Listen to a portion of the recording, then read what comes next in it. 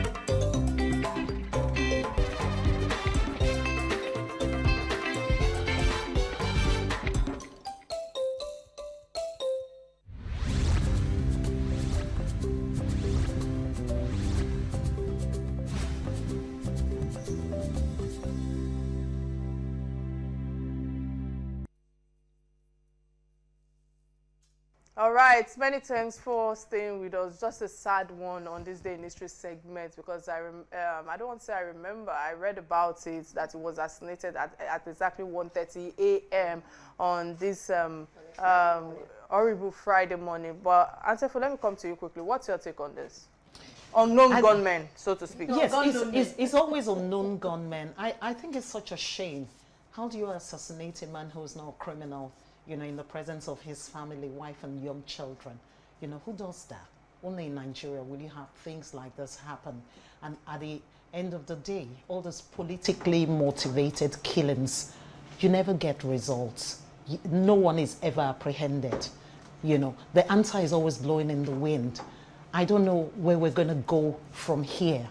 Damilola, help me. I know that a week before that incident, there was an attack launched on the convoy of the governor, which left even 3 journalists dead. That was a week before that. And the government officials in Edo State rightly stated that they felt that there was a heavy presence of the opposition, because at that time, the governor was contesting, was going on a rerun for an election. So, when there is propaganda and there's rerun election and all of that, and like you said, it's still in the wind. Nobody was apprehended. Nobody has been brought to book. And, well, may the soul of the departed rest in peace. Amen. It's time for a quick message from our sponsors. Please stay with us. We'll be right back.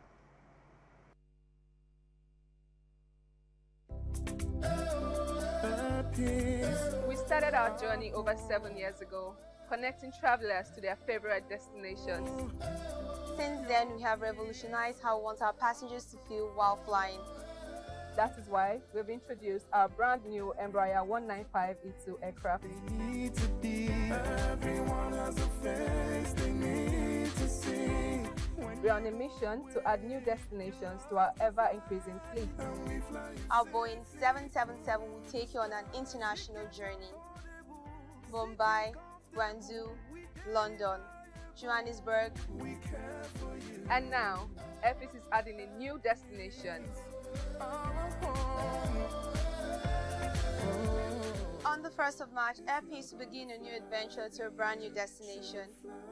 Join us as we celebrate our first flight to Dubai International Airport. Airpeace flies you from all our domestic routes to Dubai from Lagos at no additional cost.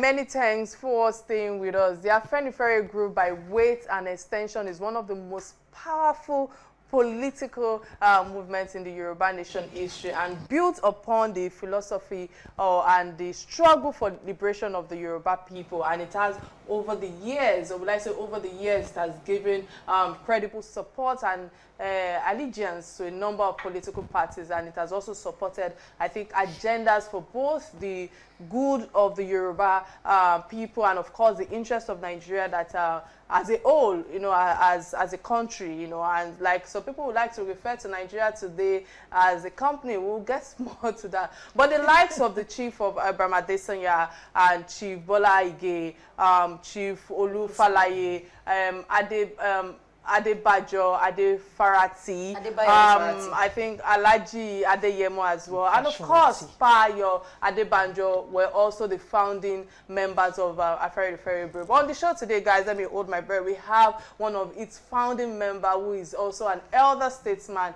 with a long-lasting years of rectification to our political system in Nigeria, and of course he will be giving us insight into the group's agenda for the 2023 election, its concerns for the Yoruba nation, and of course the political progress of our dear nation. Guys, let's have a quick or a brief look at his profile. Please stay with us. We'll be right back.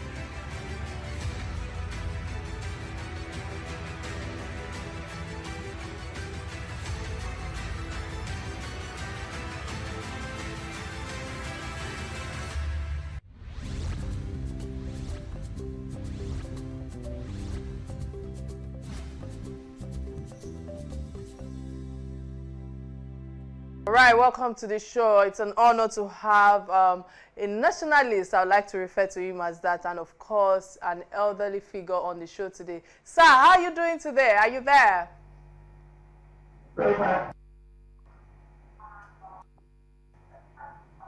Hello, sir. Hello. All right, fantastic. You can hear me. Let's just go straight to the topic at hand, because I know that you have to create time to be on the lunch show today, and I say many thanks for that. But as a founding father, what was the vision of the Afenifere Group? Because now, with the dynamics of national politics, in what interest would you say this group acting towards national development, because there are a lot of challenges at the moment when it comes to the political parties? Well, I think it's an occasion to educate people about Afenifere. Afenifere is not a group, it's a political party. ab initio founded in 1951, and it became the government of Western Region in 1952. It was one of the leading political parties that fought for independence. It is the local name given to the action group that is called Afenifere.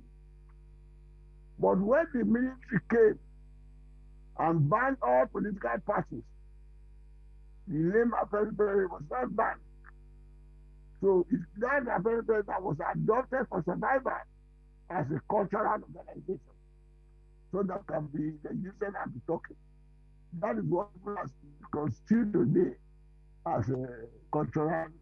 The word cultural, we adopted it as a phrase of this for survival during the Abacha regime and during the military. So it has been a political party fighting for a united Nigeria under a federal system of government.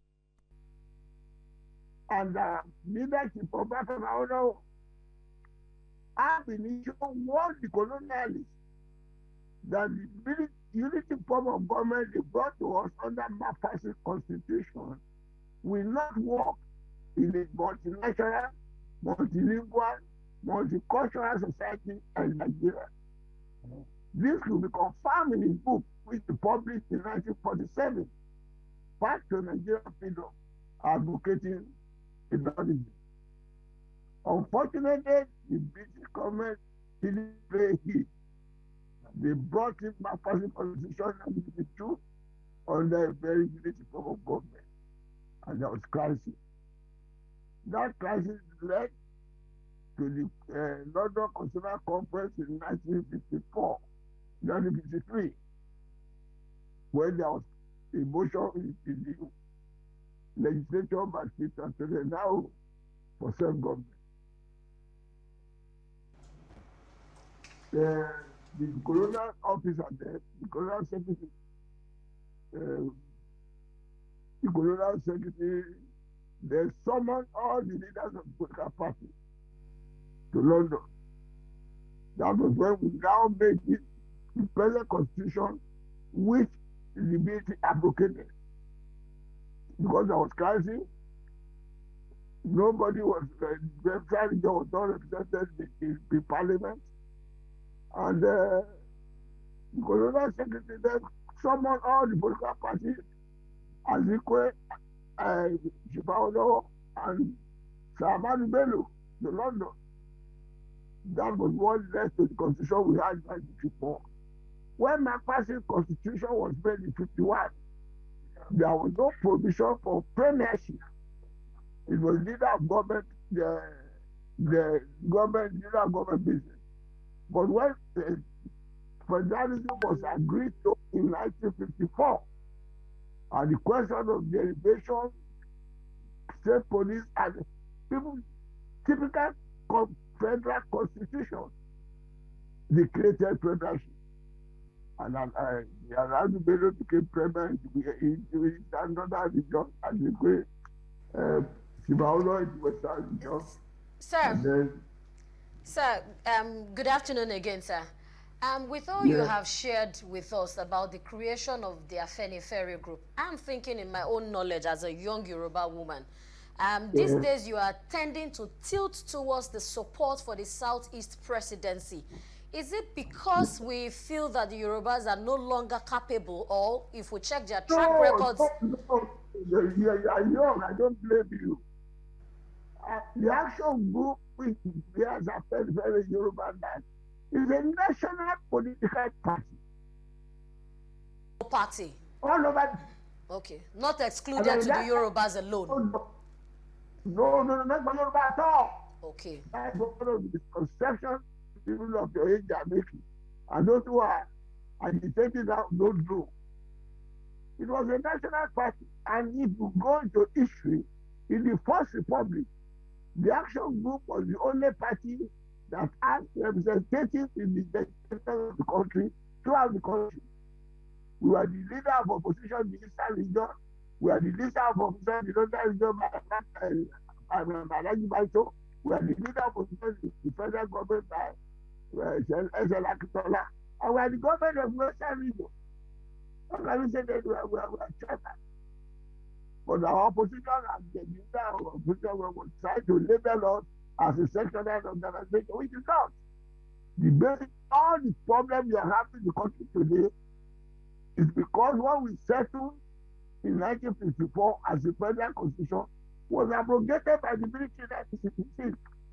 The question of federal allocation was settled, state police, all regional autonomy for us, so that each region can develop at its own pace, typical federal constitution. But when the military came in 1966, they abrogated it and introduced this present fraudulent constitution. That's why we are saying it's fraudulent. And they have not refuted it. We don't make it. It is the position imposed on us after the military portion. And that is why we never get out of the trouble of Nigeria until we go back to basic. The basic is federal constitution. Sir, I'd like to restructuring and all that. Sir, I would like to ask the question in the area of restructuring. You are seen to be a firm believer of restructuring Nigeria. And you know, restructuring means different things to different regions. So in your own opinion, what is restructuring? I want to educate you and the federal government and all those who don't understand what they're talking about. Restructuring does not mean any different to any people. Restructuring is the structure of the country back to federalism. Federalism has those different connotations. It is the federal government that doesn't want to confuse the issue. There is no misconception about restructuring. It is the PP and the people who are clamoring, who are agents of Buhari, don't want to disobey him, trying to pay up to the government. There is no misconception. There is no different understanding. Federalism is federalism. The evolution of part of the states, federal and state government and federalism. And that's what we're asking for under restructuring. Any other connotation is just propaganda of being said out of sheer ignorance. Thanks for that submission, sir. You know, let me bring us to speed, because according to the news reports this morning, the APC may decide to choose a presidential candidate away from the southwest, depending on the outcome of the PDP presidential primary on May 28th and of course May 29th. How do you think this will play out for the zoning agitation? I don't believe in this government is Baru. And those of you don't understand the trick of Buhari, that's why you are being misled. The man doesn't want to give the power for the number. It's all pretense. All the question of this, go back to confederalism. We have been doing zoning for unity, and that is why federal character is included in the Constitution of Independence to allow those who are less to become accommodated, to make sure that not from a particular section of the country takes up ministerial or executive position in the country, that the whole thing is spread all over. Well, why is it now when the son of the Southeast that people are bringing us up?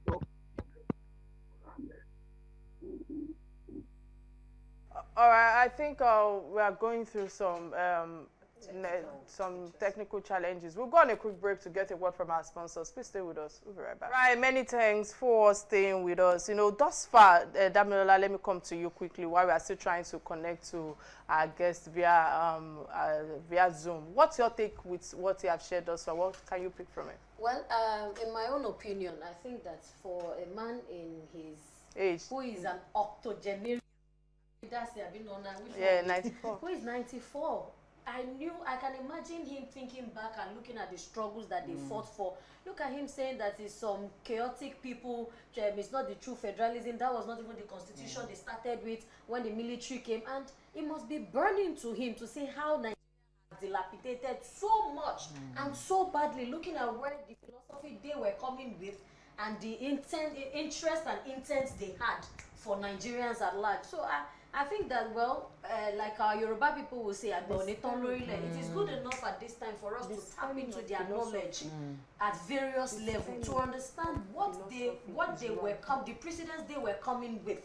Because by and large, we're all not going to be here forever, but whatever profile we leave behind will speak after all. And at 94, he's still vehemently saying that we should restructure, and zoning is just the appropriate thing. Antiapo, let me come to you, because one of the things I think he spoke about is that caught my attention is federal character, and I feel that at this moment I'm trying to think who exactly is likely to uphold that federal character. What's your take on that? I don't know if you heard a bit. I know the network was a bit erratic. muffled, so I really didn't hear that part, but the one thing I know he talked about was he said it straight to the point that when it comes to restructuring, the federal government is the one confusing Nigerians. There's nothing to talk about that. It's all true federalism that we're talking about. And who better than him can say this? Because he's a true nationalist. And we thank God that he's still around today to at least we take, our youths back to history. Because if you do not know where you're coming from, how do you know where you're going to? So we thank God that God has spared his life and he's still with us. And I pray God that he'll still be around with us. Yeah. Okay. All right. Well, I believe we are still having challenges with our guests, but for me, I just feel that we should continue to lend in our voice because what is happening right now, especially when it comes to us getting to that place of election 2023. My son asked me this morning, he said 2023 is far, why are we all talking about 2023? And myself and my oldest girlfriend who is around, we just laughed over it and said, oh my God, only if you know he's just a child. He's just here, and they've been planning it for over 4 years now. But what's your take listening to a young child spill that, I guess we have our guests online. And many thanks for all you've shared thus far, because I know you were talking about zoning. And I know that there is a gap we are seeing towards the 2023 elections. The Afenifere group is in line with zoning. And will I say the group has a consensus that the Southeast should bear the next president. However, sir, I must ask you, the Yoruba people, or will I say the Southwest people, don't see it that way. They do not probably look at it from that point of view. They have the likes of their own Bola Ahmed Tinubu, Vice President Osinbajo, Ààrẹ Dele Momodu, who ride the mantle of presidency in 2023. What's your take on that, sir? Well, it's unfortunate, all those people that mentioned, they are products that the creation of the action group, and it is a question of debating on why we came into power. Tinubu came into power. I was chairman. I was the leader of the Life for Democracy that brought him into power under the system of fidelity. We were talking then of sovereign national conference. But when they came into power, they assumed more than what they were set to do. If you go to the House of Assembly of 1999 after winning the election, every House of Assembly won by a Life for Democracy passed a resolution that was the sovereign national conference before we have anything to do with the country. What does that mean? We were indicating then that the military constitution they gave us is not ours. Return us back to the independent constitution. If that is not available, if it's not acceptable to you, then create another conference for us to agree on the constitution. That is the problem you're having now. That is what known then at that time as sovereign national conference. Let us agree to live together. This is what is an imposed constitution made by a section of the country to dominate the South. Is that the system we're seeing out? Unfortunately, Tinubu and others who came under that platform sold out. They sold out. They betrayed the cause. Saying now that they want to go their own way. Well, all the very leaders at that time, they shunned us. We stay put. That's why they are like now. For their own ambition, because the not told them that well, if you support us now, you make it the president. It is the personal ambition of Tinubu that taught us that. That is not the principle that which he was brought into existence. That was one step under which he was voted for. If that is not so, let it challenge me. But when people that confuse everything, there is no ideology, no principle, they are bringing all sorts of theories. Presidency is not a Yoruba matter. It's not for Yoruba people. It's for the whole of the country. And in order to keep the country together, we agree that well, the presidency should rotate between the north and the south so that nobody will monopolize the position.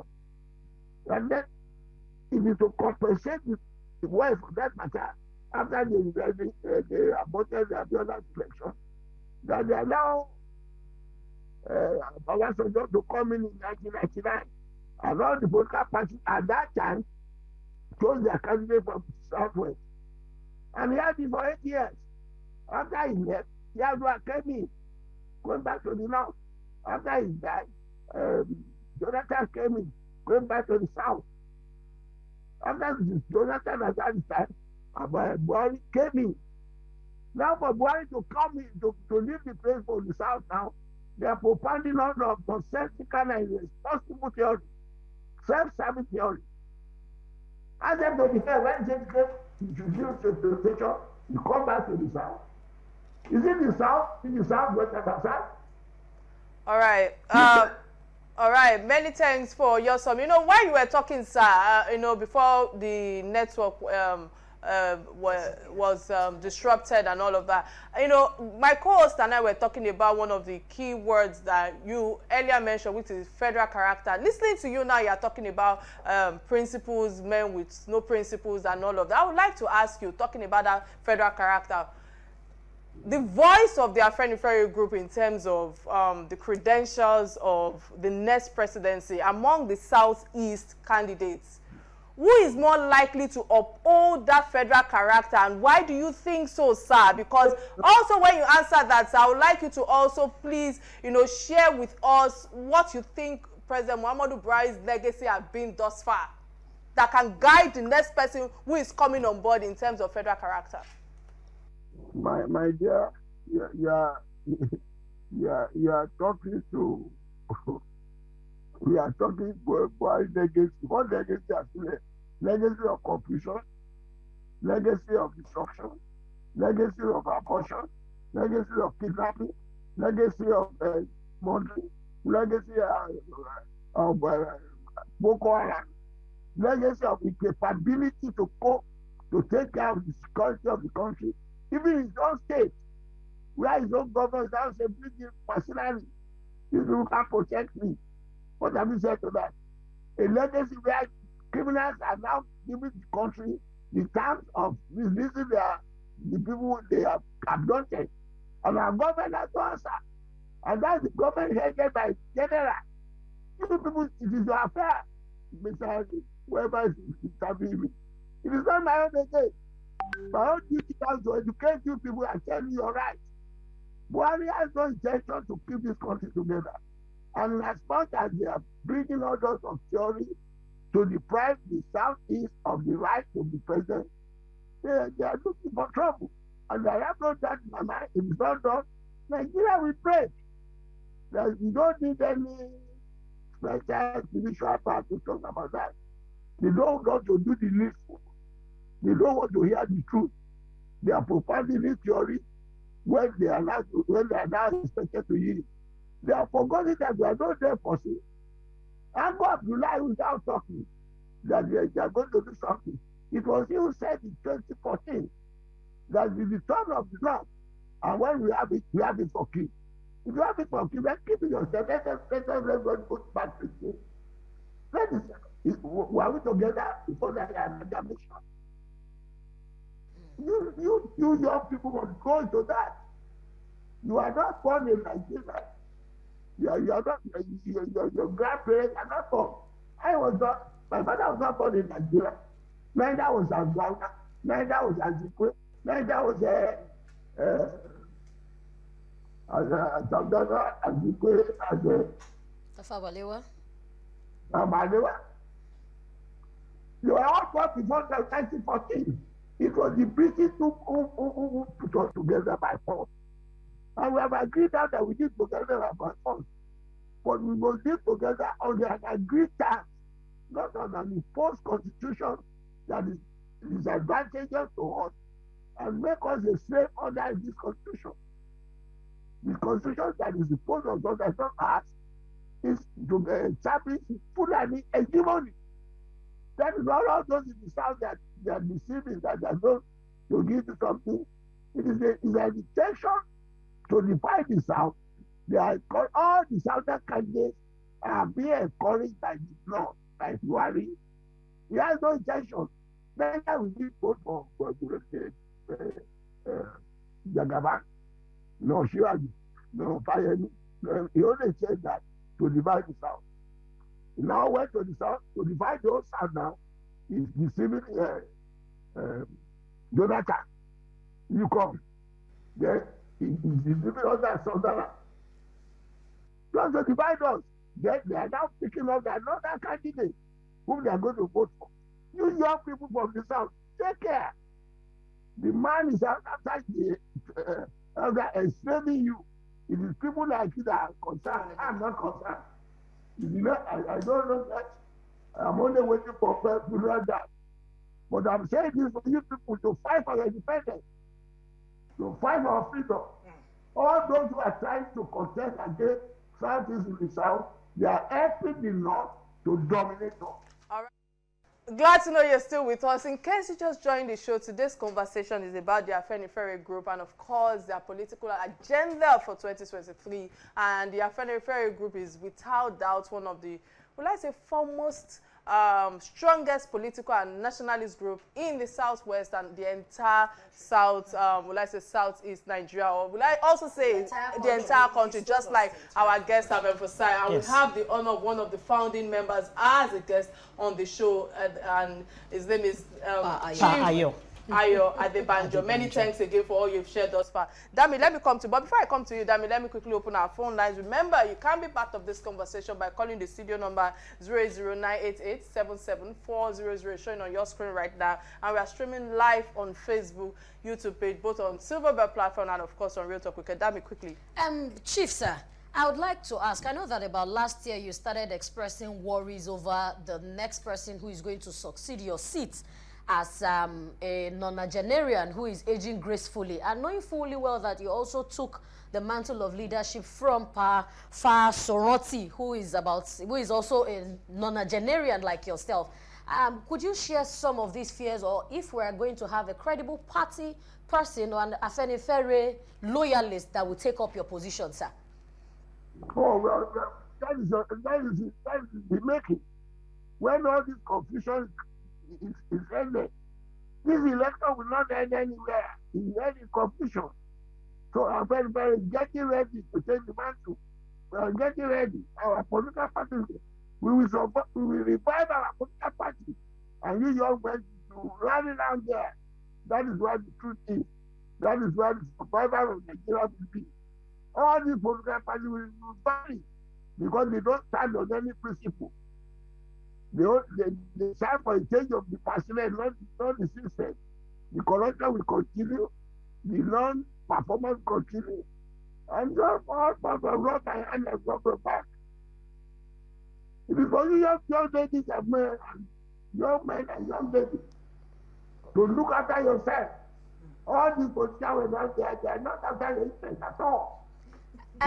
Chief, I am saying, okay, sir, I am saying for the seat of the Afenifere leader, I know that you are expressing worries over a young person succeeding you, sir. Do you have such young talent in mind, or you're grooming a person who will probably succeed you?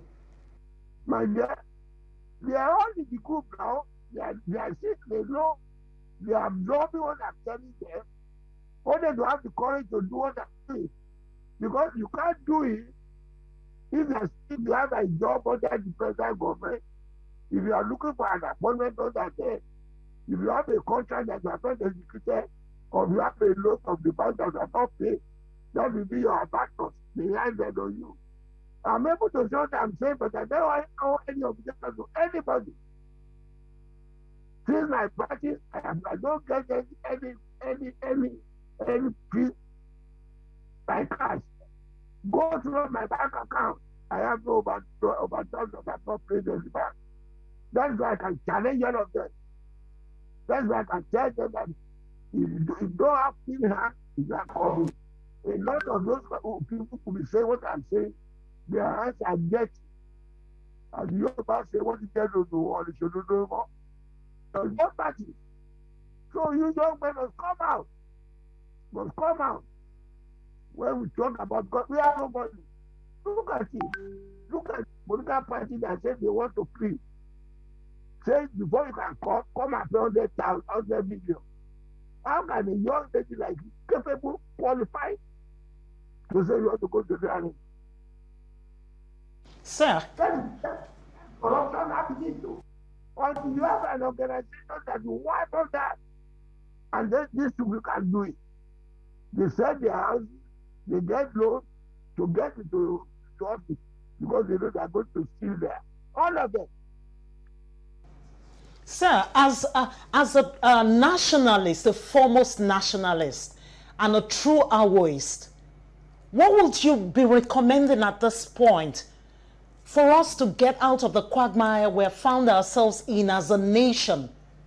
Because I remember during the inaugural speech of President Buhari, he said that if we do not kill corruption, corruption will kill us.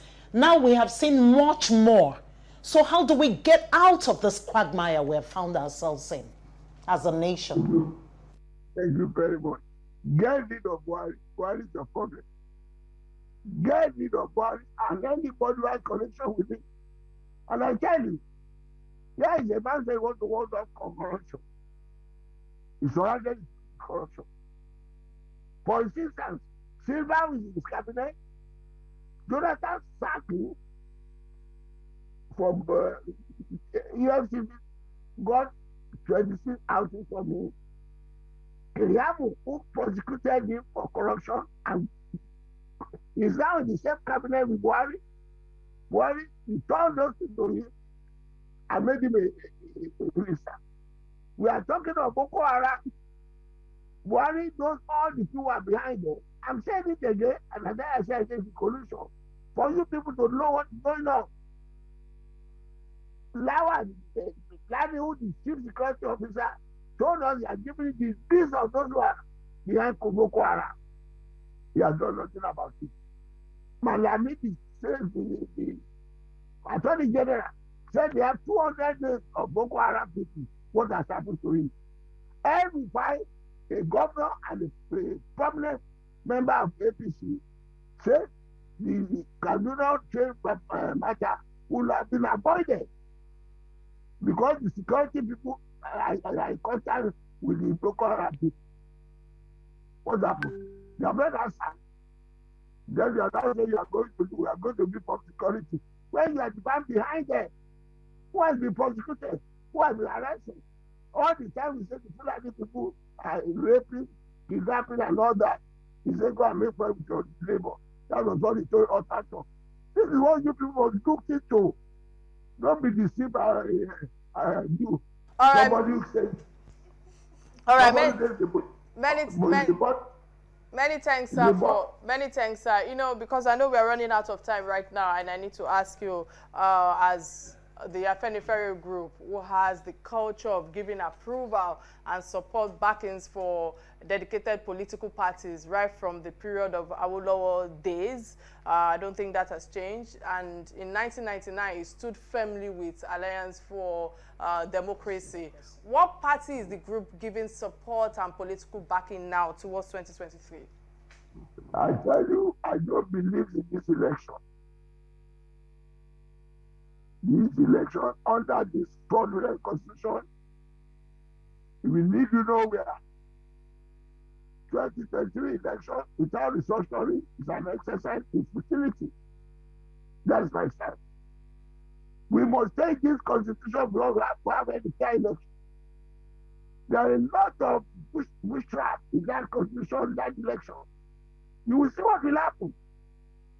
It's called this confusion galore. Why is he afraid to change this constitution? What is the stake? We say we don't want this constitution. Let us sit down and agree on the constitution.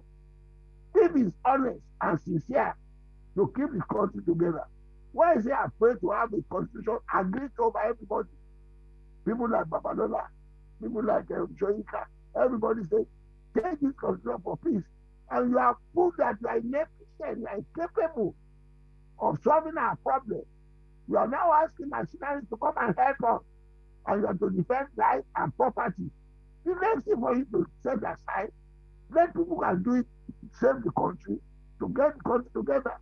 That is what you people should be thinking about. All this is my road and it's all deceit. It's all deceit. Before you can get the fair election. Fantastic. Martin, I have told nothing will come out of this election. Nothing will come out of this election. Listening to you, sir, we need to wrap up. But with what you just said now, nothing will come out of this election. I feel that is so strong right now, you know, and very deep. You know, you're an Awolowo fanatic. Let me put it like that. One of the few who hold the strong tent and philosophy of the late Awolowo till date. And with what you've just shared right now, what's your experience and presence in the governance of this country, Nigeria, knowing that if Awolowo, or if Awolowo was still around, Baba Awolowo, if he was still alive, can you comment how you think that it would have felt with the current turnout of events in Nigeria today in our political corridor? If I will tell you, anything anybody did now, if you know what is called the national question, that is, people of various multinational, multilingual society, how they live together, until you solve that problem, you will go nowhere. And that is the essence of the action group saying, do that constitution now for peace and quiet. Any other thing you are doing, no matter what economic principle you have, the hunger lose around the party told me. I thought that the atmosphere is not for Guinea, for their fantastic program. We must settle the question of living together first. If not, you be in confusion. That's the bottom line. The bottom line, get us and agree constitution, and then we move on. Without that, you are living in the struggle.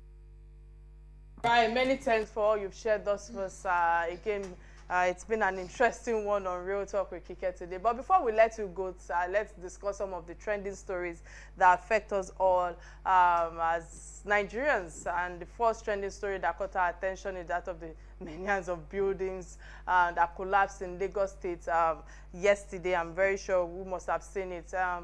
And therefore, let me come to you quickly. What's your take on this? I know we are running out of time. Kike, I'll very quickly say that this is one collapse too many. And for a state that is in the forefront of making Lagos a mega city, this is not the way to go. What is happening to the regulatory agencies? Where are the structural engineers? What work are they doing? How do you tell me that a building or buildings have been marked for demolition and they're still standing and they have people living in them? So I want to believe that the regulatory agency, the whole of Alausa, should take responsibility for the deaths of the innocent people, you know, that have passed on. And first of all, our condolences to the families who lost their loved ones. Now, I think this is just one collapse too many. And the Lagos State government should, extray that unit of his administration. And we're tired of rhetorics. It happened in Ikoyi the other time. We lost over 50 people. How can we keep losing people in a state that is supposed to be, quote, the mega city? Well, I think on this one, I'm really livid. I really don't want to attend to it because I said it last year that there will still be collapse building this year. There will be collapse building next year. Let us start from even our type of governance and our structure. Like Antiafo said, Lagos is supposed to be perceived as the mega city. But now Lagos, we don't even know if we are I'm a true born indigene of Lagos. We don't know if we are progressing or we are retrogressing. Really, really, because at this time of our lives in Lagos, the son of the landlord, the son who inherited the apartment, said the building said he had offered quit notice to the occupants. Now, sometimes you think that it's easy like that. Movement is never easy. What cushioning effect is being put in place for them to go elsewhere? Knowing fully well that when you want to get a new apartment, you pay for tenancy, agreement, this one, caution, that one. It's not as if this money is anywhere. So if we're just dragging it back and forth, but the government should put a structure down and should know that, okay, buildings that are over a certain period of years, probably 20 years, 30 years, 50 years standing, should automatically be marked for demolition, not until when we have chaos or menace and we don't even have first aid system. We don't have anything that is world-class equipment. They are using excavator. Well, all right. please. Many thanks for that. You know, like, let me just concur with what you guys have said, because really it's a sad news. Yes. And I must say that as a matter of concern for women feelings and loss of lives, I also commensurate with the families who are affected in this incident. And it's just so sad that the tragedies that occur in our country are, you know, could be avoidable if we actually do the right thing. And of course, they are not also natural disaster, if you ask me, because it is beyond human capacity. And again, however, with all what you've shared thus far, I feel that the question that comes to mind, or my question is, hasn't the collapse in our country, in our society, or in Lagos, to tailor it down to Lagos State, isn't it enough? And I'm asking myself, what is the moral and security and education and professionalism that is supposed to be in play? What is going on? Because I really don't understand why we have another yet a collapse in our country. This exactly happened to us in our community, and I feel that we keep producing half-baked professionals, and that's the reason why you've seen the likes of, would I say, we put square pegs in round holes. And what, you know, what happened yesterday, if you ask me, were dealings of what exactly happened in Ikoyi building collapse. Yes. We are still yet to unravel what is going on. And we keep repeating the same failure, guys. As far as I'm concerned, I feel that the process of failure is exactly what is happening day in, day out. It is disappointing to also note that on the 7th of April, this month, or last month rather, you know, Governor Sanwo-Olu actually reinstated Gbolahan Oki. That was a suspended general manager of the Lagos State Building Control Agency. That, you know, when the Ikoyi registered. And I'm asking myself, to what measures? To what measures exactly? And, you know, tailoring down against to Ebute Metta, because that Ebute Metta area is an area where my grandparents grew up, and I remember I visited them often. I have great memories with all, especially in Desalu, to be precise, Desalu streets, for a number of years before my grandparents passed. And I'm asking myself, most of the buildings that are there are plenty, yes, yet the unfortunate incident, I feel that it's about the developers themselves, you know, because many a time when those who own those buildings have passed on, you will see the children who are taking on cutting deals with developers and all of that. And I feel that that's some of the challenges we are facing today in terms of handling buildings, in terms of real estate development in those areas. And I feel that there are a lot of crooks, you know, who are also after all these profits. You know, I'm not calling any family crooks, you know, I've just listened to my submission. But however, the 3-story building on this same street, I just feel that Lagos State government has not overhauled its building control agency, and also need to review the standard of the protocols for building in the state. How many months do we have left for us to hear another next building collapse? Because I feel that this has become a culture in our state. We're not talking about how many months left. The rains are here. Trust me, more buildings are going to go down. And you know, the whole of Yaba and Ebute Metta, they're replete with old buildings. The original design were bungalows. All right, many thanks for that. Sir, are you there? I'm here. What's your take on this building, sir, that collapsed? I'm not sure if you saw the trending story. So I need your discussion, and your discussion is in the right direction.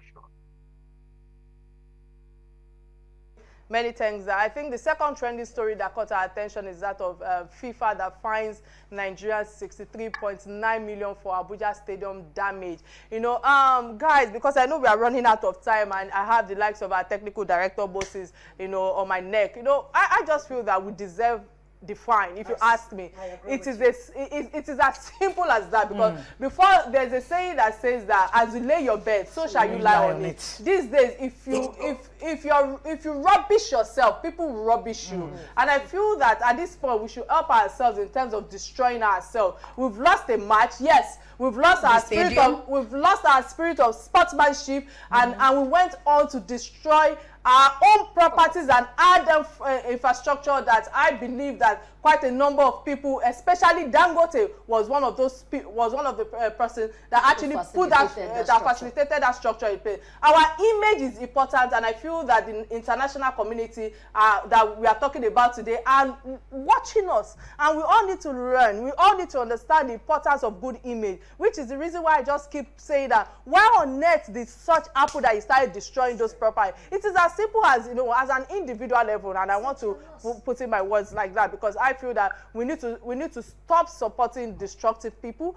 and destructive community. The answer is I say no to whatever that has happened on that day, and I feel that the foreign levels and and how we portray ourselves is the reason why the likes of the FIFA what's it called now president have actually fined us. Let's learn to be patriotic in our behavior and have good spirit at all times, regardless of what is being thrown at us, because we are not going to be the first person to lose the match. Sir, let me come to you quickly. What's your take on this, if you have a comment on this?